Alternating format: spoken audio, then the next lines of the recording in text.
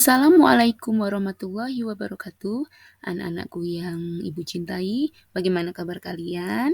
Ibu harap kalian tetap semangat untuk mengikuti pembelajaran akidah akhlak pertemuan kali ini. Baik, untuk pertemuan kali ini nanti kita akan belajar bersama-sama tentang keteladanan Umar bin Khattab radhiyallahu anhu.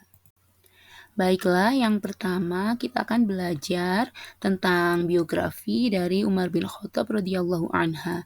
Jadi, Umar bin Khattab ini lahir di kota Mekah pada 574 Masehi. Ayahnya bernama Khattab bin Nufail al-Makhzumi yang berasal dari suku Adi, yaitu suku yang dihormati dan kedudukannya tinggi sebelum Islam datang. Kemudian ibu dari Umar bin Khattab bernama Hantamah binti Hisham yang tidak lain adalah kakak dari Amr bin Hisham atau kita kenal dengan nama Abu Jahal. Kemudian berikutnya keistimewaan Umar bin Khattab radhiyallahu anha. Yang pertama, Umar terkenal dengan lisan dan hati yang istiqomah dalam kebenaran setelah beliau masuk Islam. Selanjutnya, Umar bin Khattab mampu menyatukan umat. Ini terbukti adalah ketika pada masa pemerintahan Umar bin Khattab hampir tidak ada perselisihan pendapat yang terjadi di antara umatnya. Kemudian yang ketiga, Umar bin Khattab terkenal sangat berwibawa dan berpengaruh. Bahkan beliau masuk ke dalam deretan 100 tokoh paling berpengaruh dalam sejarah. Kemudian berikutnya, Umar bin Khattab terkenal memiliki hati yang sangat lembut. Berikutnya, gelar apa saja yang Umar bin Khattab peroleh setelah beliau memeluk Islam? Yang pertama, Rasulullah memberikan gelar Abu Faiz, yang artinya cepat dalam berpikir. Ini terbukti bahwa Umar bin Khattab merupakan sosok yang sangat cerdas dan cepat sekali dalam mengambil keputusan sebagai seorang khalifah. Kemudian yang kedua, Rasulullah juga memberikan gelar Al-Hafiz, yang artinya tegas dalam pendirian. Apabila dia meyakini itu benar, maka ia pun tidak akan goyah dengan keyakinannya itu. Kemudian yang ketiga, Umar bin Khattab juga memperoleh gelar Al-Faruq.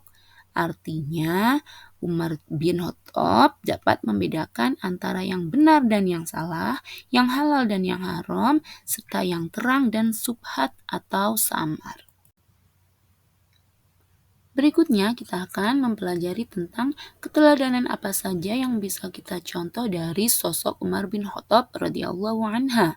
Yang pertama, Umar bin Khattab sering menangis karena melihat rakyatnya kelaparan. Hal ini kemudian membuat Umar bin Khattab sendiri tidak segan untuk memanggul sendiri kantung gandum kepada rakyatnya tersebut. Kemudian yang kedua, Umar bin Khattab menolak kenaikan gaji sebagai khalifah. Bahkan beliau sangat jarang mengambil gajinya sebagai khalifah, hanya digunakan untuk kebutuhan yang urgen saja dan tidak rakus dengan harta yang seharusnya bisa ia peroleh sebagai khalifah. Kemudian yang ketiga, Umar bin Khattab gemar sekali melakukan musyawarah bersama para petinggi-petinggi dalam pemerintahannya ketika itu. Lalu yang keempat, Umar bin Khattab sangat memprioritaskan atau mengutamakan anggaran pendapatan dan belanja negara untuk rakyatnya, sehingga rakyatnya yang ia pimpin ketika itu dijamin kemakmurannya.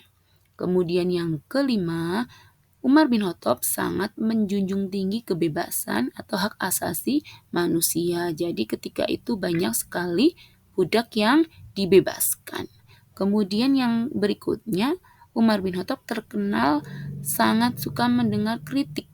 Artinya ketika rakyatnya, kemudian para petinggi-petingginya itu ada yang mengajukan kritik atau memberi masukan, Khalifah Umar bin Khattab sama sekali tidak menolak, bahkan beliau mau mendengar dengan seksama masukan dari para petinggi maupun rakyatnya. Nah, anak-anakku yang Ibu cintai, demikianlah kisah keteladanan sahabat Umar bin Khattab radhiyallahu anha. Semoga kita generasi sekarang bisa mencontoh apa yang sudah diberikan oleh Umar bin Khattab terhadap rakyatnya selama beliau menjadi khalifah. Terima kasih. Wassalamualaikum warahmatullahi wabarakatuh.